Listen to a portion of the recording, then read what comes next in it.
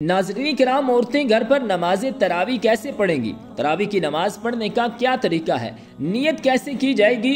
کتنی رکعتیں پڑھی جائیں گی؟ اور اس میں کیا کچھ پڑھا جائے گا؟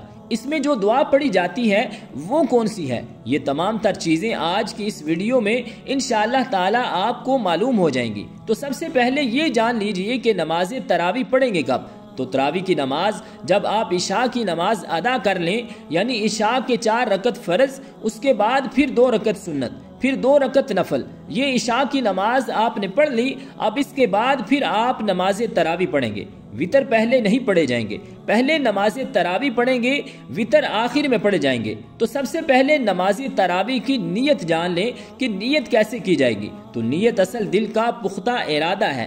آپ نیت اس طرح کریں گے کہ میں نے نیت کی 2 رکعت نماز تراویح کی واسطے اللہ تعالیٰ کے منہ میرا طرف کعبہ شریف کے۔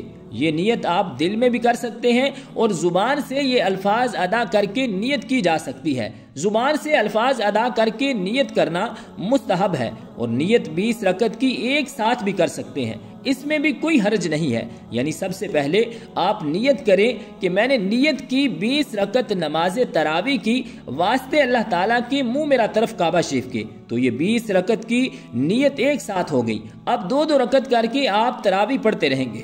اب ہر 2 رکعت کے بعد آپ کو نیت کرنے کی ضرورت بالکل بھی نہیں ہے۔ نیت کرنے کے بعد تکبیر تحریمہ کہہ کر ہاتھ باندھ لیں گے۔ سب سے پہلے ثنا پڑھیں گے۔ مکمل ثنا پڑھنے کے بعد پھر اعوذ باللہ، پھر بسم اللہ، پھر سورت فاتحہ پڑھیں گے۔ پھر جو بھی آپ کو صورتیں یاد ہیں، اگر آپ کو 10 صورتیں یاد ہیں یا 20 صورتیں یاد ہیں، ان کو ترتیب کے ساتھ تلاوت کریں گے، یعنی ہر رکعت میں ایک صورت پڑھتے جائیں گے۔ لیکن اگر آپ کو ایک صورت آتی ہے تب بھی آپ نماز تراویح ادا کریں گے۔ فرض کریں کہ آپ کو سورۃ الاخلاص یا سورۃ الکوثر یاد ہے، تو ہر رکعت میں سورت فاتحہ کے بعد یہی سورت پڑھتے رہیں۔ لیکن نماز تراویح آپ نے ضرور پڑھنی ہے۔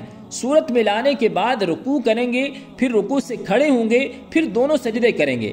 ایک رکعت مکمل ہو جائے گی۔ پھر دوسری رکعت کے لیے جب کھڑے ہوں گے تو سب سے پہلے بسم اللہ پڑھیں گے، پھر سورت فاتحہ اور پھر کوئی سورت ملائیں گے، پھر رکوع اور سجود کریں گے۔